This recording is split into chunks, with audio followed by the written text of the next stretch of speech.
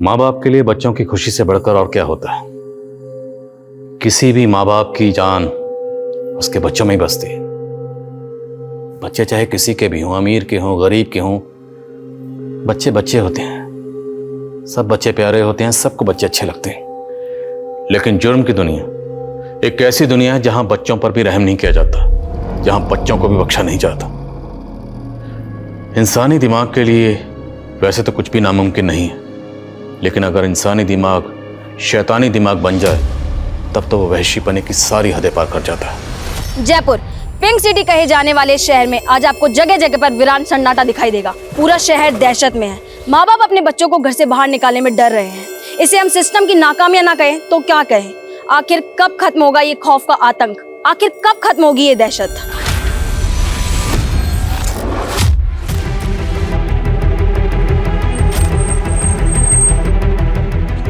साहब मैंने ही आपको फोन किया था साहब, ये देखिए साहब।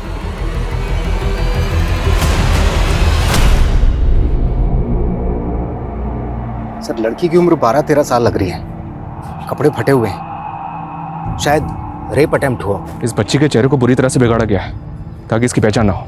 शायद कपड़ों से पहचान हो पाए कौन है। बाकी हमारी टीम आसपास तो पूछताछ कर ही रही है। आसपास चेक करो, शायद कहीं सीसीटीवी लगाओ। सर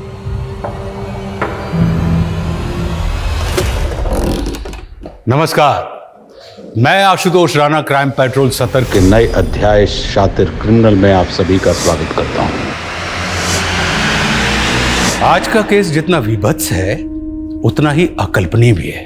जिस तरह की निष्ठापूर्ण घटनाएं इस केस में घटी थी उसे देखकर आपको लगेगा कि मानो ये कोई फिल्म की कहानी थी, लेकिन अफसोस कुछ भी काल्पनिक नहीं था। ये सभी घटनाएं वास्तव में घटी थी। इस अपराध में निर्दयता और अमानवीयता अपने चरम पर थी। यह जुर्म जितना निंदनीय था उतना ही विध्वंसक भी था। यह केस बताता है कि जब किसी दिमाग में विकृति घर कर लेती है तो एक विकृत दिमाग किस हद तक तबाही मचा देता है। खाला, आपने मुझे प्रॉमिस करा था कि आप मुझे मोबाइल दोगे गेम खेलने के लिए। बोलो ना खाला।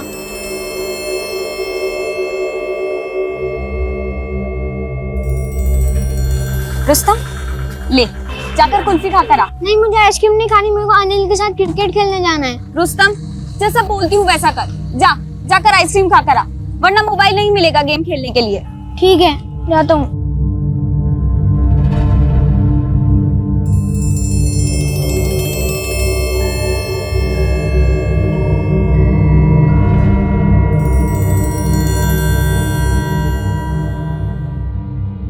भैया वो मशीन चाहिए थी। कौन सी मशीन? प्रेगनेंसी टेस्ट वाली। Test machine.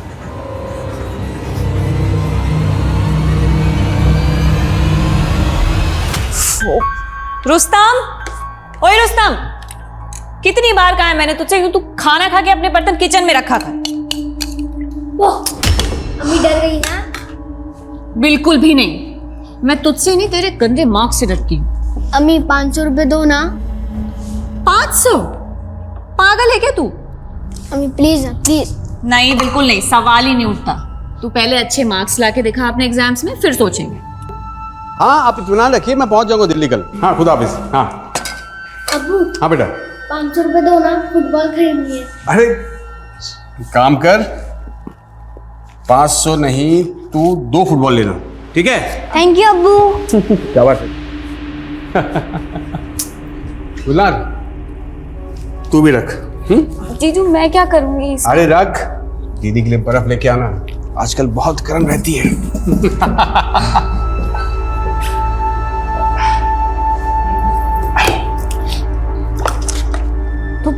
नोमान, तुम बच्चों को पैसे नहीं वक्त दिया करो। और तुम मुझे बख्श दिया करो, जब देखो नसीहत देती रहती हो तुम। अरे वक्त देने के तुम हो ना बच्चों के लिए। हाजी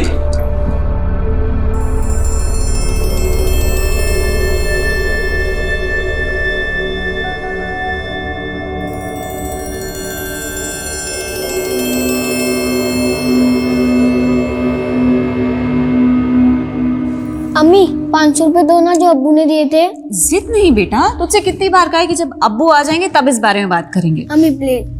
बेटा अच्छा सुनो, मैं काम पे जा रही हूँ, तुम चुपचाप अपना होमवर्क करना और खाला को तंग नहीं करना।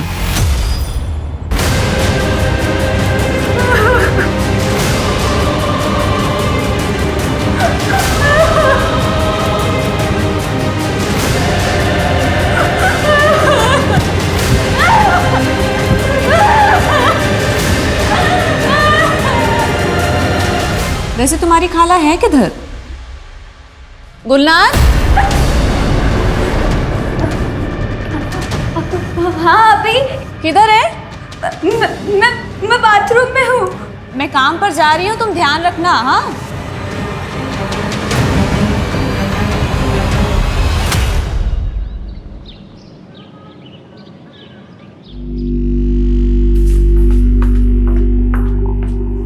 रुस्तम, आपा कहाँ है? अम्मी तो चली गई मेरे पैसे लेकर काम पर।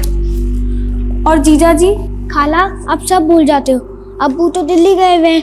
और जल्दी चलो, हमें भी तो क्लास के लिए लेट हो जाएगा।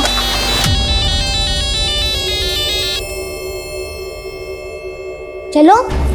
तू जा, मैं आती हूँ।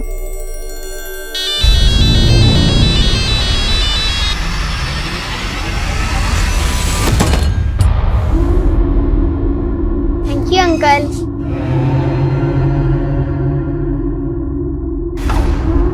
ले मलाई वाली, पिस्ता वाली, चॉकलेट वाली कुल्फी ले कुल्फी। रुस्तम, हाँ, क्या कर रहा है? जल्दी चल, क्लास के लिए देर हो रही है ना।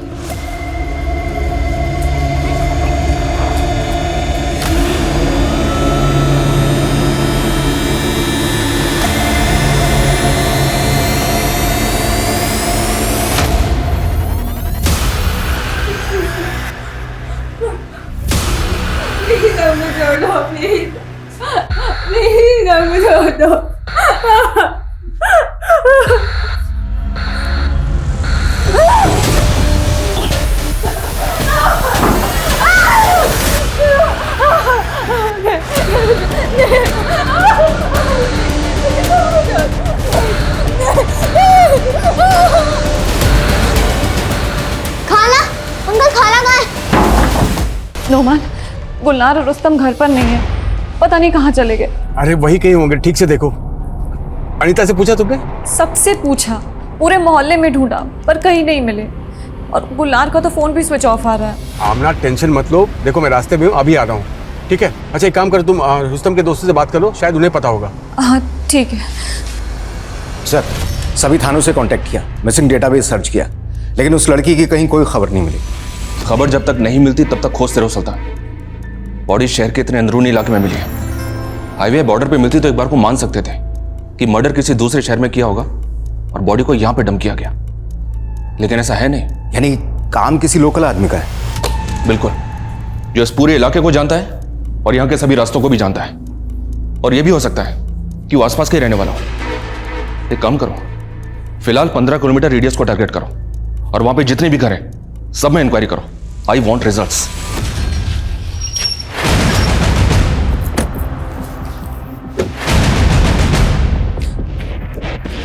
नोमान, नोमान, अंकल, मिले बच्चे दोनों? नहीं मिले। सब जगह पूछ लिया, सब जगह देखा, कहीं नहीं मिले मुझे।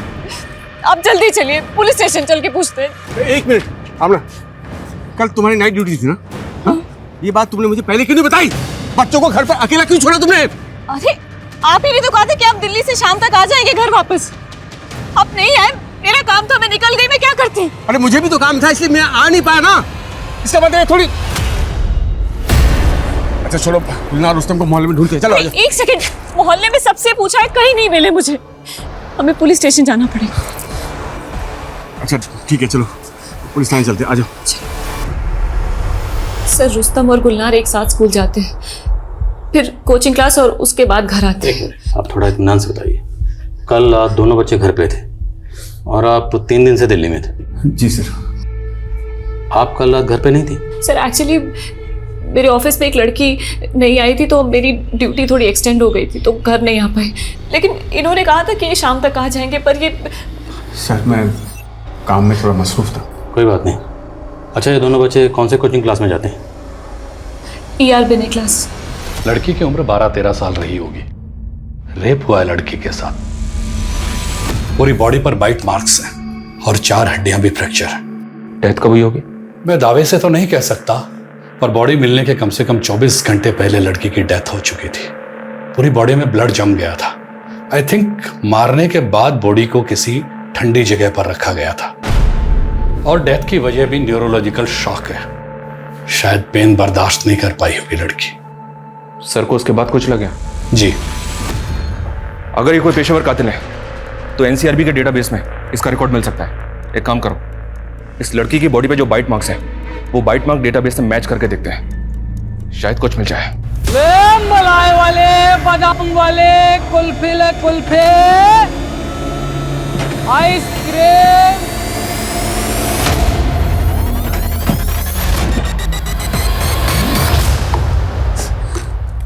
आमना, अनीता ने खाना भेजा है, कुछ खा ले। नहीं खाना मुझे। और आपकी हलक से खाना कैसे उतरेगा? एक मिनट, आपने मुझसे कहा था ना कि आप शाम को जल्दी आ जाएंगे, लेकिन आप नहीं हैं। आपको ना सिर्फ बातें बहलाना आता है और कुछ नहीं। तुम तो ऐसे कह रही हो जैसे मैं कहीं अय्याशी कर रहा था। अरे काम ही तो कर रहा था मैं, ताकि उनकी अच्छे से परवरिश हो सके बस। परवरिश? पैसा कमाना और तोहफे देना परवरिश नहीं होती है। अरे बाप का फर्ज पैसे कमाने से बहुत ज्यादा होता है। ना, मुझे कोसने से कुछ नहीं होगा। अब मुझे भी उनकी फिक्र है। अगर तुम्हें जिम्मेदारी का एहसास होता ना, तुम उन्हें अकेला छोड़कर कभी नहीं जाती। तुम आप मुझे जिम्मेदारी मत सिखाएं। माँ बनने से पहले मैंने जिम्मेदारी निभाई है माँ बनने की। अरे मेरी गुलनार जब इतनी छोटी सी थी तो मेरी अम्मी उसको मेरी गोद में छोड़कर चल बसी थी। कितनी परेशानियों से पाला है मैंने गुलनार को, मैं ही जानती हूँ। तो क्या मैंने कभी फर्क किया है रुस्तम और गुलनार में? साली नहीं बल्कि हमेशा छोटी बहन माना है उसे। देखो, हम दोनों को एक दूसरे से बहुत शिकायतें हैं, लेकिन ये वक्त नहीं है लड़ने का। इस वक्त हमें एक दूसरे का साथ देना होगा बस। तुम समझ रही हो ना मैं क्या कह रहा हूँ? हमको एक दूसरे का साथ देना होगा हमें। सर, पूरा डेटाबेस सर्च किया, लेकिन बाइट मार्क्स किसी भी हिस्ट्री शीटर से मैच नहीं हुए। इतने दिन हो गए लेकिन विक्टिम की अभी तक हमें कोई इंफॉर्मेशन नहीं मिली है। सर, कातिल बहुत चालाक है। उसने पूरा ध्यान रखा है कि लड़की की पहचान ना होने पाए। ये देखो, इस जीन्स पे जो टैग लगा हुआ है वो किसी महंगे ब्रांड का लगता है। राइट सर, मैं आसपास की दुकानों में जो इस ब्रांड की जीन्स रखते हैं पूछताछ करता हूँ।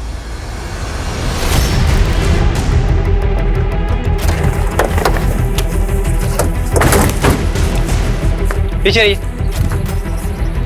पीछे कर दो। पलटो।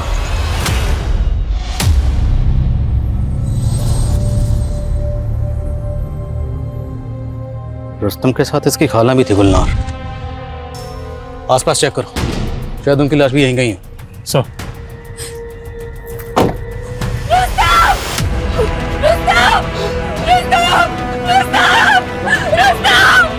बच्चे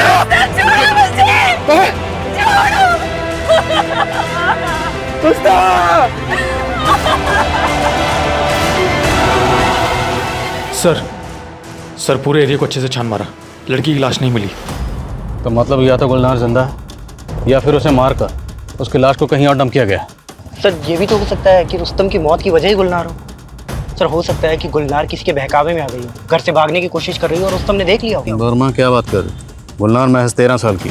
सर, आजकल के बच्चे भी कुछ ज़्यादा ही जल्दी बड़े हो जाते हैं। ठीक है, गुलनार के बारे में मोहल्ले के लोगों से बात करो और रुस्तम के दोस्त और कोचिंग टीचर से ही बात करो। ये जगह रुस्तम के घर से तकरीबन 15 किलोमीटर दूर है।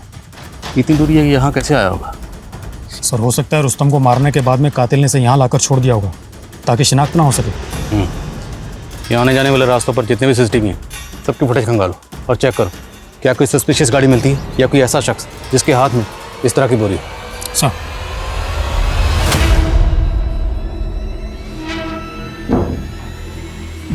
डरो मत, जो हुआ था गुलनार की मर्जी से हुआ था। तुम्हारा नाम नहीं आएगा इसमें, और दोबारा मुझे फ़ोन करने की कोशिश मत करना, ठीक है? रुस्तम की पोस्टमार्टम रिपोर्ट के मुताबिक रुस्तम का पहले रेप हुआ, खाला, अंकल खाला कहाँ है? फिर उसका गला काटा गया और रुस्तम की मौत ज्यादा खून बहने की वजह से हुई। सर, कोई एक बच्चे को इतनी बुरी तरह से टॉर्चर कैसे कर सकता है? ये किसी बीमार दिमाग का काम है। ये जो कोई भी है ना, उसे हमें जल्द से जल्द ढूंढना होगा। जी सर। गुलनार के call records? Sir, call records आ गए, लेकिन उनमें कुछ भी खास नहीं मिला है।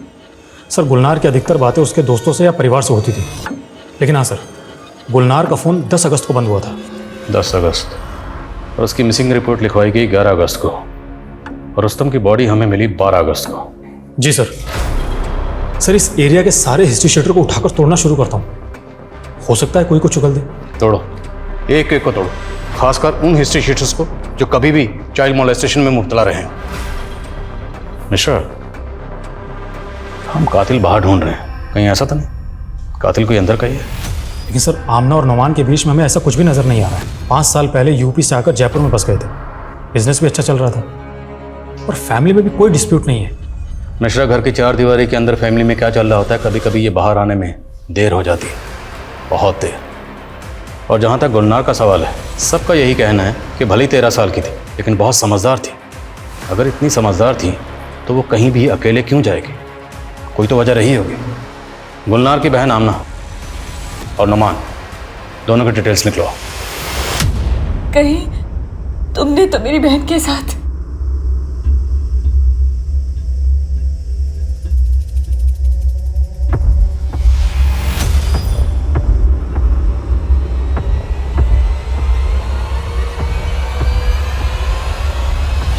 पिस्ता, चॉकलेट, बादाम, आइसक्रीम, कुल्फी। ए राजकुमारी, आइसक्रीम खाएगी?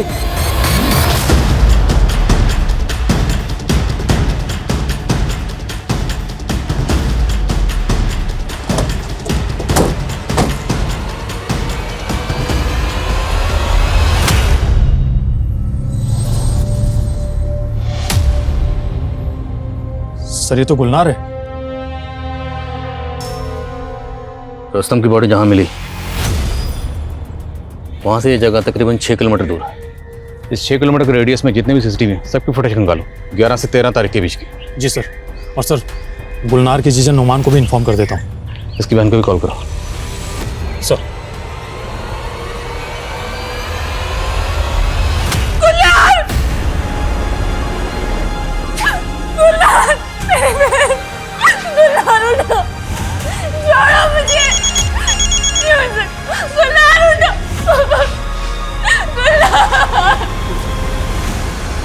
सर, गुलनार की पोस्टमार्टम रिपोर्ट। सर, रिपोर्ट के मुताबिक रुस्तम की तरह गुलनार के साथ भी रेप हुआ था और किसी तेज धार वाले हथियार से उसका गला काटा गया था। मगर सर, गुलनार की बॉडी को फ्रिज में जमाया गया था डंप करने से पहले। गुलनार की मौत कब हुई थी? सर, बॉडी मिलने से करीब 24 घंटे पहले, यानी 14 तारीख को। मतलब रुस्तम की मौत के 3 दिन बाद गुलनार को मारा गया? जी सर। और सर, एक चौंकाने वाली बात सामने आई है। हाल ही में गुलनार का अबॉर्शन हुआ था। What? गुलनार का अबॉर्शन? महज 13 साल की बच्ची का अबॉर्शन? जी सर। और सर, डॉक्टर का कहना है कि गुलनार के प्राइवेट पार्ट पर काफी जख्म थे, जिसे देखकर लगता है कि काफी लंबे समय से उसको सेक्सुअली एक्सप्लॉइट किया जा रहा था। निशा, महज 13 साल की बच्ची का अबॉर्शन हुआ, उसे सेक्सुअली एक्सप्लॉइट किया जा रहा था और उसे इतनी बेरहमी से मारा गया।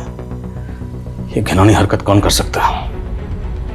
उसकी बहन और जीजा से बात करनी होगी, शायद इन दोनों को कुछ पता हो। और इन दोनों के कॉल रिकॉर्ड्स भी निकलाओ और चेक करो कि इन दोनों के कॉल रिकॉर्ड्स में किसी क्लिनिक का नंबर मिलता है। सर।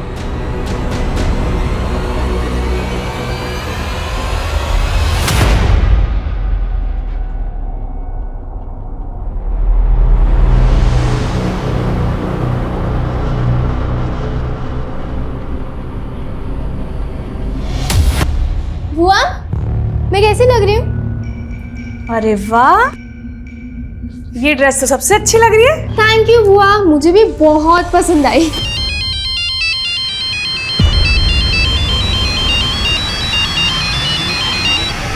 सर, आमना और नोमान के कॉल रिकॉर्ड्स क्लीन है, लेकिन उनके घर में एक लैंडलाइन है और उसे रिदम नर्सिंग होम में करीब 3 बार कॉल किए गए थे।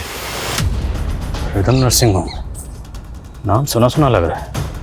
ये रिदम नर्सिंग होम तो वही है ना जो इलीगल अबॉर्शन के चलते सील हुआ था? जी सर। और सर पड़ोसियों से पूछताछ करने पर मालूम चला है कि आमना अक्सर वहाँ जाया करती है। गुलनार महज 13 साल की थी, इतनी छोटी बच्ची का अबॉर्शन।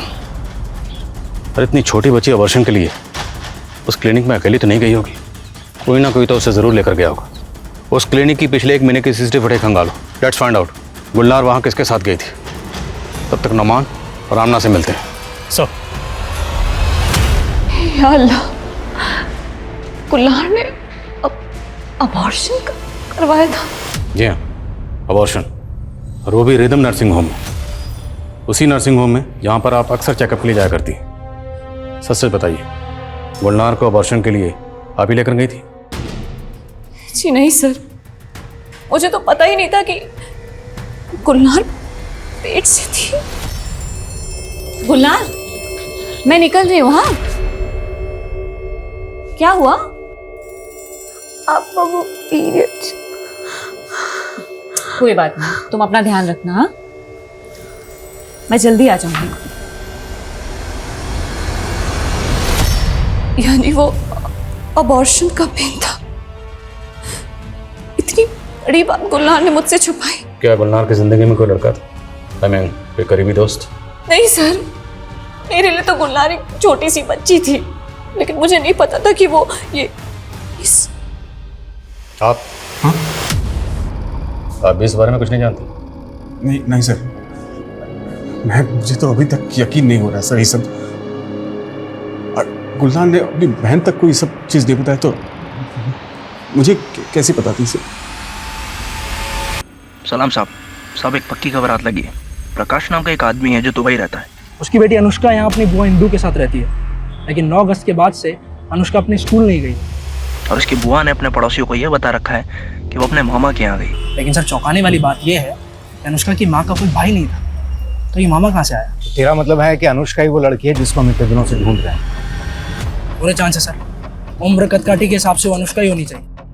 और सर अनुष्का का जो फादर है प्रकाश, वो भी जयपुर ही आ रहा है। और कोई इन्फॉर्मेशन हाथ लगती है तो बताना। तब तक नजर आए इंदू बुआ से मिलते हैं। सलाम सर।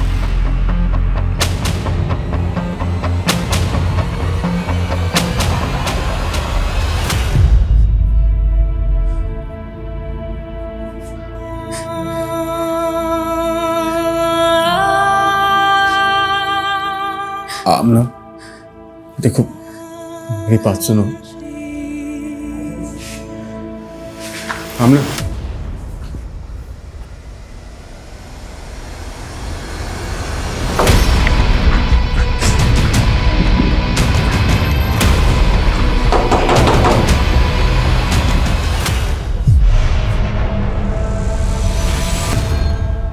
रुस्तम और गुलनार के साथ जो हुआ उसके लिए सच बताना विजय, जिस दिन रुस्तम और गुलनार गायब हुए थे उस दिन तुमने अपने काम से छुट्टी ली थी ना? हाँ। क्यों? कहाँ थे तुम?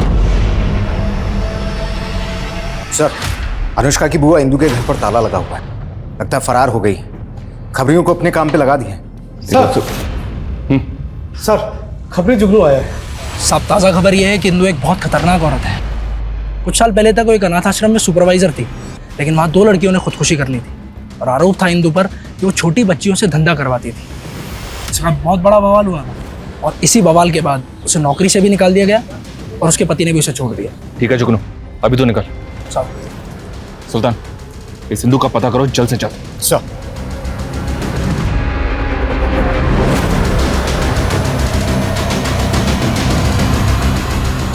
सर, वो प्रकाश दुबई से आ गया। ठीक है, उससे बॉडी की शिनाख्त करवाओ। सर।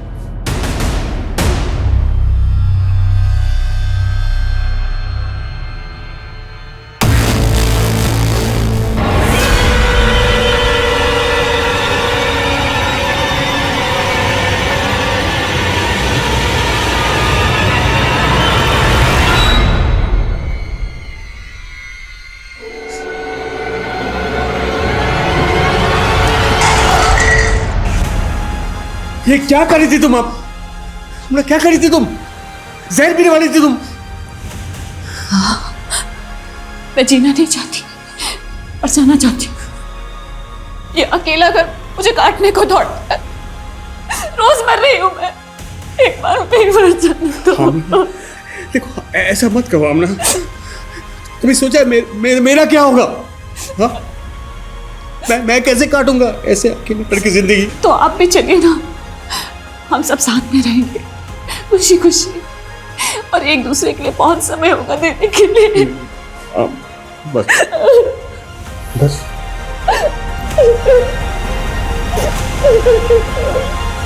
सर ये आमना और नुमान की जोड़ी तो बड़ी उलझी हुई है। क्या पता चला इनके बारे में? सर ये आमना नुमान की दूसरी बीवी है, और रुस्तम आमना का बेटा नहीं बल्कि नुमान की पहली बीवी का बेटा है। तो मतलब रुस्तम आमना का सगा बेटा नहीं था? नहीं सर, और सर पता चला है कि आमना का अपने पड़ोसी विजय के साथ में अफेयर चल रहा है। और सर ये नुमान भी कोई दूध का धुला हुआ नहीं है। गुलनार और रुस्तम के गायब होने के 2 दिन पहले ये नुमान गुलनार को अपनी गाड़ी में बिठाकर कहीं लेकर गया था। और इस नुमान ने हमें बताया था कि वो 3 दिन से दिल्ली में था और उसकी बीवी का यहाँ अफेयर चल रहा था अपने पड़ोसी से। इन दोनों ने हमें झूठ के झूले बहुत झुला ली। अब इन्हें सच के घूंट हम पिलाएंगे। उठाओ दोनों मियां बीवी को। सर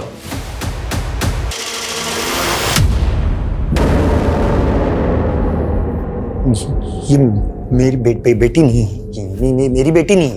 ये अनुष्का नहीं है सर।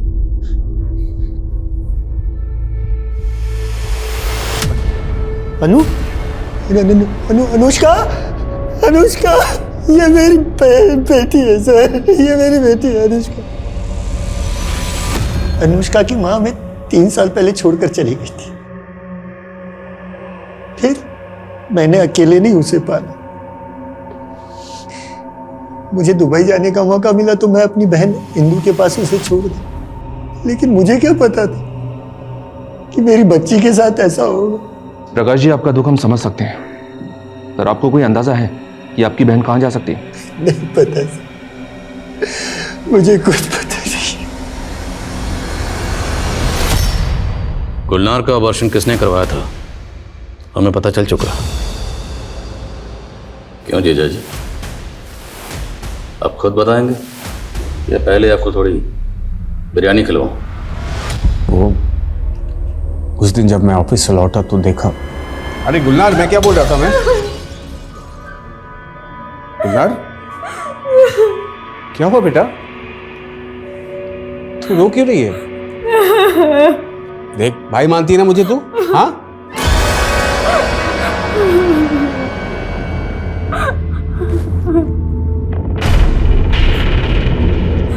क्या किया तूने?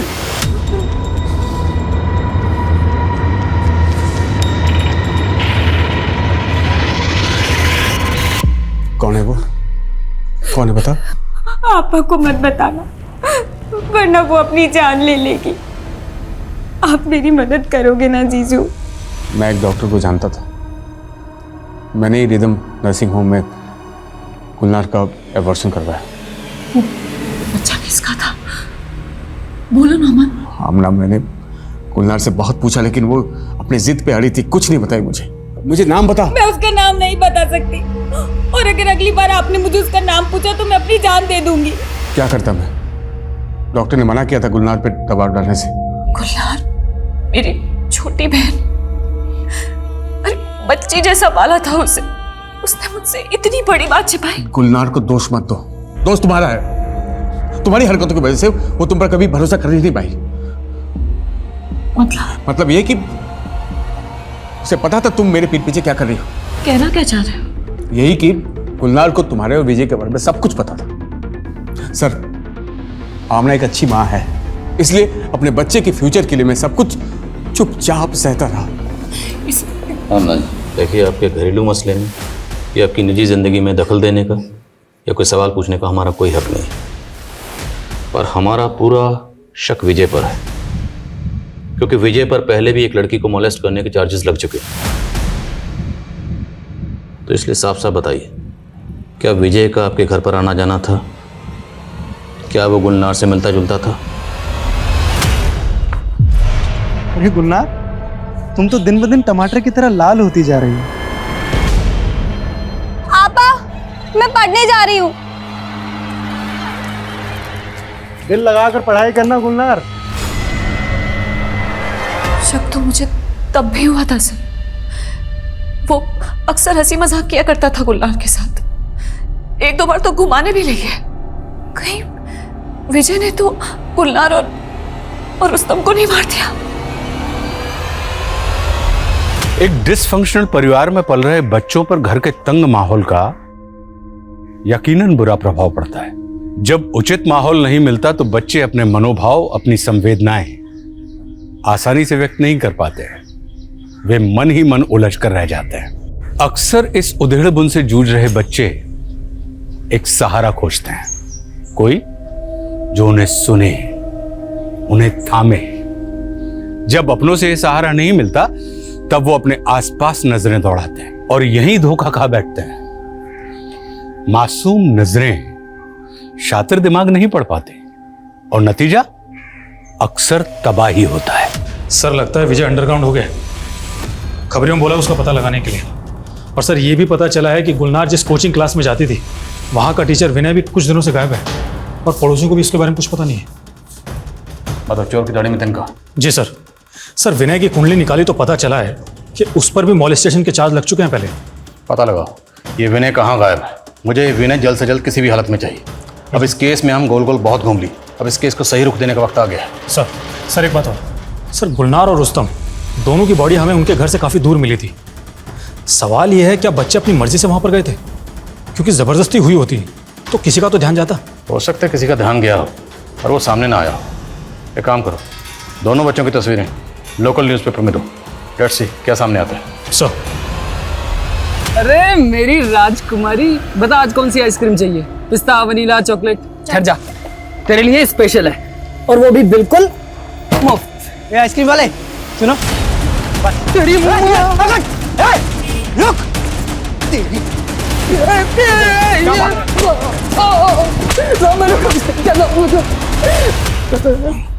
बच्चों को बहला फुसला कर उठाने का धंधा करता ना तू।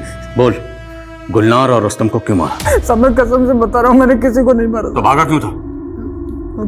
गरीब आदमी साहब, पुलिस को देख कर डर गया था। तेरे अंदर का गुनहगार डरा था, इसलिए तू भागा। नहीं साहब, मारिए मत साहब, मैंने कोई गुनाह नहीं किया है। लेकिन एक आदमी है, उसको मैंने गुलनार और रुस्तम के साथ देखा था, लॉलीपॉप दे रहा था उनको। कौन आदमी? मैं जानता नहीं साहब, लेकिन वो साइकिल पर आता था और गुलनार और रुस्तम को भी उसके साथ जाते देखा था मैंने। वो आदमी गुलनार और रुस्तम को कहाँ लेकर गया था? ये तो मालूम नहीं साहब। उसकी शक्ल तो याद होगी, दिखता कैसा था वो? हाँ, वो उसकी दाढ़ी थी साहब। और पहले तो मुझे शक नहीं हुआ साहब, लेकिन अभी 3 दिन पहले उसको एक बच्चे के साथ देखा था मैंने, और कल उस बच्चे की अखबार में खबर पड़ी तो। उसकी शक्ल याद है ना तुम्हें? स्केच बनवा सकते हो उसका? हाँ साहब। हमारे पास ऐसे कई केसेस आने लगे जिसमें कई बच्चों के साथ सिमिलर क्राइम हुआ था। जयपुर पिंक सिटी कहे जाने वाले शहर में आज आपको जगह जगह पर वीरान सन्नाटा दिखाई देगा। पूरा शहर दहशत में है। माँ बाप अपने बच्चों को घर से बाहर निकालने में डर रहे हैं। इसे हम सिस्टम की नाकामियां ना कहें तो क्या कहें? आखिर कब खत्म होगा ये खौफ का आतंक? आखिर कब खत्म होगी ये दहशत? खान साहब, हमारे सामने जब पहला केस आया और हमने इंक्वायरी की तो पता चला कि आपको भी 2 बच्चों की लाश मिली थी। उनमें से एक लड़की की बॉडी डंप करने से पहले फ्रोजन थी। फिर आपको उस बंदे का स्केच मिला। दरअसल हमें भी एक ऐसे ही बंदे की तलाश थी। एक आई विटनेस ने हमारे लिए एक स्केच बनवाया था जो आपके बंदे से काफ़ी हद तक मिलता जुलता है। नॉट एग्जैक्टली सेम बट एमओ सिमिलर है। कल से हमें 8-10 पुलिस स्टेशन कॉन्टैक्ट कर चुके हैं और सबको ऐसे किसी बंदे की तलाश है। पिछले 4 महीने में इस एरिया से 18 बच्चे गायब हुए। 3 बच्चे स्कूल के बाहर से और 4 बच्चे पार्क में खेलते वक्त और बाकी सभी बिल्डिंग के कंपाउंड से।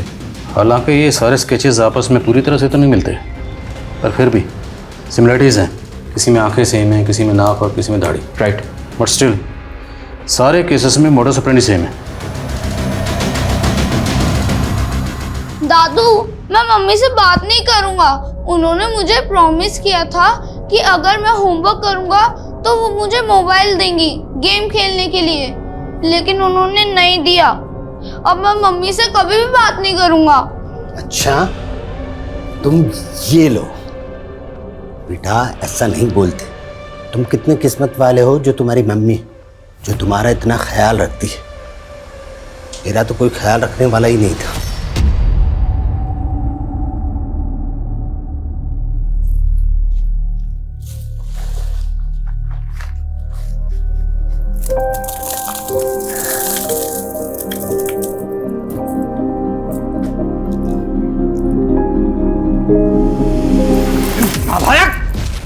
तूने?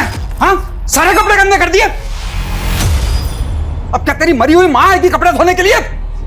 खुद तो मर गई और तुझे छोड़ गई मुझे रोने के लिए। चल कपड़े धो। बेटा इसीलिए कहता हूँ मम्मी से कितना भी झगड़ा कर लो, लेकिन मम्मी से दूर मत जाना। दादू, ये चोट कैसे लगी? अरे छोड़ ना, ऐसी बहुत सी चोटें खाई है। तेरे नाना की मार से तंग आकर मैं घर छोड़कर भाग गया था और पटाखे की फैक्ट्री में काम करने लगा था। आपको पटाखे बनाने आते हैं?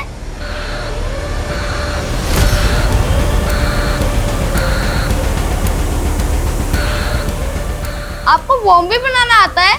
हाँ बेटा, पेट भरने के लिए ना जाने मैंने कितने पापड़ बेले। लेकिन दादू, बॉम्ब से तो काफी लोग मर जाते हैं। आपके बॉम्ब से कोई मरा?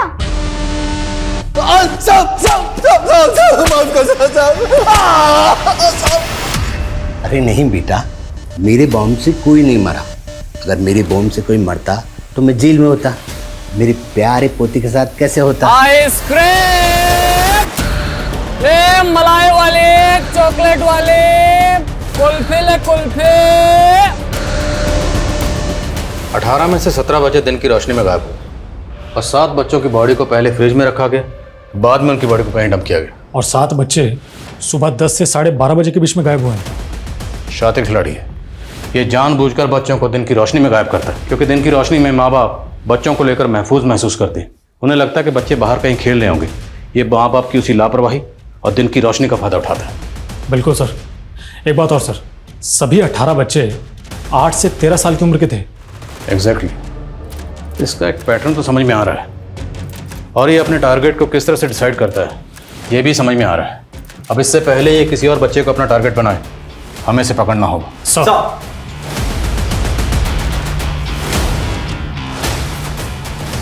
ये लो बेटा। नहीं, मम्मी ने मना किया है। बहुत समझदार बच्चा है और किस्मत वाला भी। सर, एनसीआरबी के डाटाबेस में दिलकुश सिंह नाम के आदमी का प्रोफाइल मिला है। सर, ये दिलकुश 4 साल पहले एक रेप केस में अरेस्ट हुआ था और रिकॉर्ड के मुताबिक अभी भी जेल में है। पर इसका हमारे केस से क्या ताल्लुक है? सर, डेंटल रिकॉर्ड के मुताबिक अनुष्का की बॉडी पर मिले बाइट मार्क्स मैच हो रहे हैं। पर अभी तो तुमने कहा कि ये 4 साल से जेल में बंद है। हाँ सर। फिर ये कैसे मुमकिन है?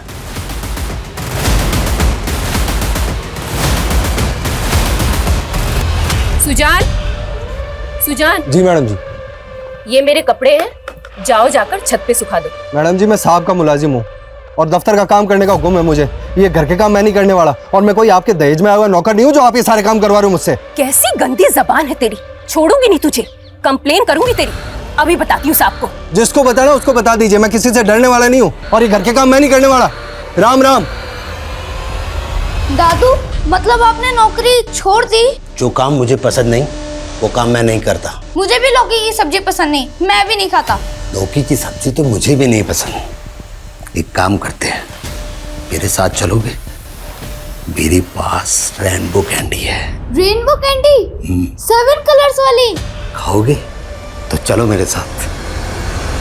सर, दिलकुश तो 2 साल पहले जेल से छूट गया था क्योंकि उसके खिलाफ कोई ठोस सबूत नहीं मिले थे। फिर वो वाइट मार्क्स? सर, दिलकुश के वकील ने यह दलील दी थी कि पुलिस ने उसे जबरदस्ती फंसाने के लिए डेड बॉडी पर बाइट करने के लिए मजबूर किया था। लेकिन सर, दिलकुश के रिकॉर्ड से उसके घर का एड्रेस मिल गया है। वो मेघनगर में ही रहता है।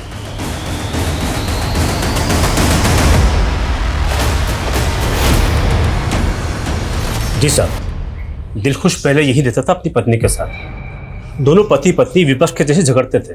दिलखुश नाम था, लेकिन वो कभी अपनी पत्नी के दिल को खुश नहीं कर पाया। मजबूर होकर पत्नी ने उसे घर से निकाला और गांव लौट गई और ये मकान मुझे बेच दिया। कब की बात है?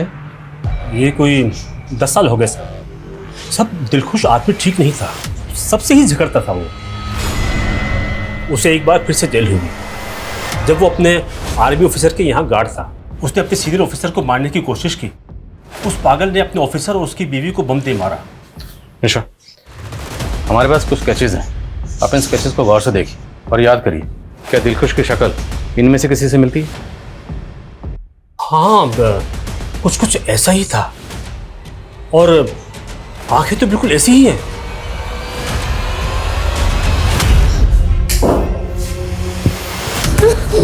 अंकल मुझे जाने दो, अंकल मुझे छोड़ दो, अंकल अंकल मुझे छोड़ दो। दादू मुझे घर जाना है, मुझे घर जाना है दादू। इतनी जल्दी भी क्या है, अभी तो तुम आए हो, अभी तो ऐसे बहुत सारे दोस्त लेकर आऊंगा तुम्हारे लिए। चल अंकल हमें जाने दो, अंकल अंकल।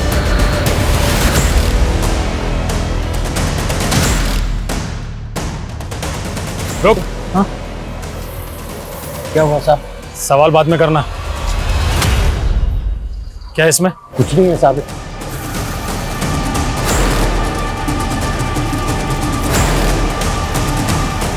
ये लॉलीपॉप कहाँ लेके जा रहा है? वो साहब मेरी दुकान है गोल सर्किल पर, इसीलिए लेके जा रहा हूँ। जा।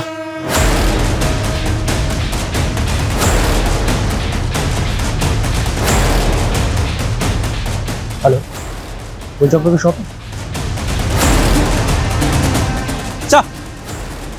सब मैंने पता किया, गोल चौक पे तो कोई दुकान ही नहीं है। पकड़ो उसे, चलो फिर रुक।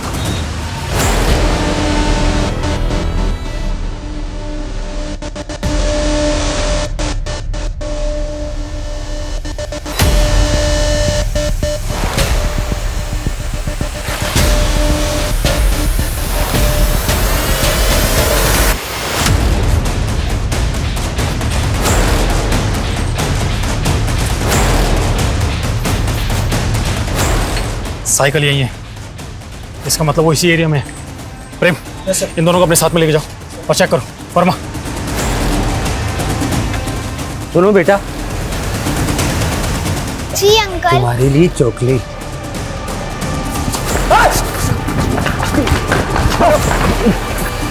लेके चलो इसे। ये गलती मत करना, अगर मुझे मारा तो मेरे मुंह पर हमेशा के लिए ताला लग जाएगा। सच क्या है कभी भी नहीं जान पाओगे।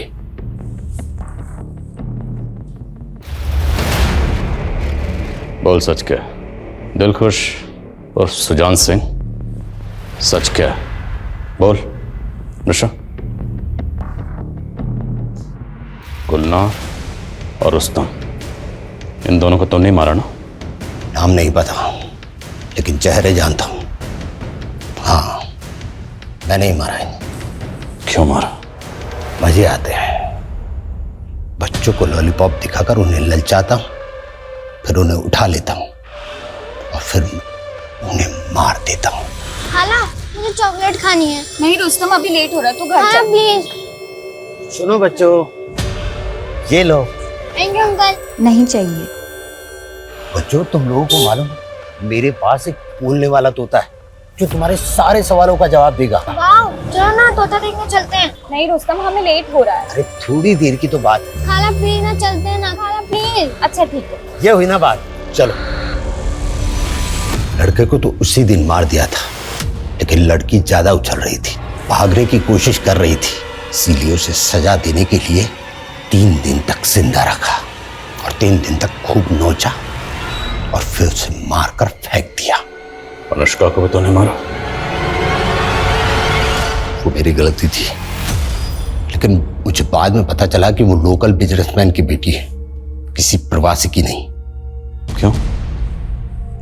प्रवासियों से तुम्हें क्या प्रॉब्लम है?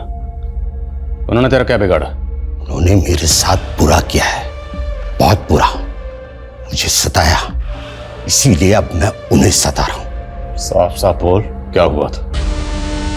6 साल पहले मैंने किसी बच्चे को उठाया और उसका रेप किया। मैं वहां से भागने वाला था, तभी उन मजदूरों ने मुझे पकड़ लिया, मुझे बहुत पीटा और पुलिस के हवाले कर दिया। मासूम बच्चों को मार कर तुमने इतने सारे बच्चों को मारा, क्या तुम्हें कभी किसी पर तरस नहीं आया? हाँ, कुछ बच्चों पर रहम आया था, सोचा था कि उन्हें नहीं मारूंगा, हमेशा अपने पास ही रखूंगा, लेकिन वो कुछ दिनों बाद ही घर जाने की जिद करते। मेरे पास कोई चारा ही नहीं था सिवाय उन्हें सुला देने के। इस बात की तसल्ली है कि हमने नवेंदु और बच्ची निशा को बचा लिया था। गुलनार का रेप उसके टीचर विनय ने किया था, जो डरा धमका कर गुलनार का फायदा उठा रहा था, उसे हमने अरेस्ट कर लिया था। पर जिन बच्चों की जान हम नहीं बचा पाए, उनकी जान ना बचा पाने का अफसोस है और जिंदगी भर रहेगा। सुजान सिंह गिरफ्तार तो हो गया, लेकिन जो दहशत का माहौल उसने बनाया था उसका असर एक लंबे समय तक उस इलाके के लोगों पर रहा। माँ बाप अपने बच्चों को घर से बाहर निकलने देने में हिचकिचाते थे और दूसरी तरफ सुजान सिंह को ना तो अपने किए का कोई मलाल था और ना ही अपने अंजाम की कोई परवाह। 23 मासूम बच्चों को निर्दयता से मारने वाला यह शख्स देखने में एक साधारण आम आदमी जैसा था। कोई कभी सोच भी नहीं सकता था कि इस इंसान के भीतर इतनी हिंसा, इतनी नफरत भरी हुई है। हर अपराध की जड़ में एक विकृत मानसिकता होती है, एक कुंठा होती है। अगर हम अपने चारों तरफ देखें तो पाएंगे कि कोई ना कोई एक व्यक्ति विशेष या एक किसी खास समुदाय के लिए कुंठा से ग्रसित है, और जब यही कुंठा हमारे विवेक पर हावी हो जाती है तो हिंसा के रूप में हमारे सामने आती है।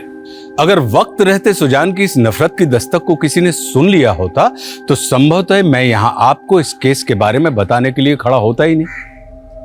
सुजान ने एक बार नहीं, अनेक बार दस्तक दी थी, मगर किसी ने इसके भयावह परिणाम को समझा ही नहीं। एक दस्तक नोमान को भी मिली थी, मगर नोमान को जब 13 साल की लड़की के गर्भ धारण करने की बात पता चली तो उसने पुलिस के पास जाने की जगह अपनी मान मर्यादा को ऊपर रखते हुए इस बात को दबाने का प्रयास किया।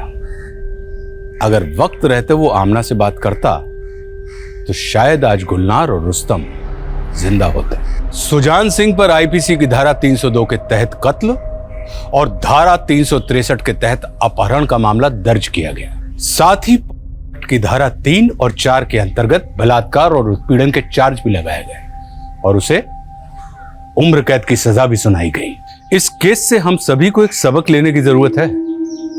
हमारे बच्चे घर के भीतर हों या बाहर, माँ बाप को हर वक्त सतर्क रहना चाहिए।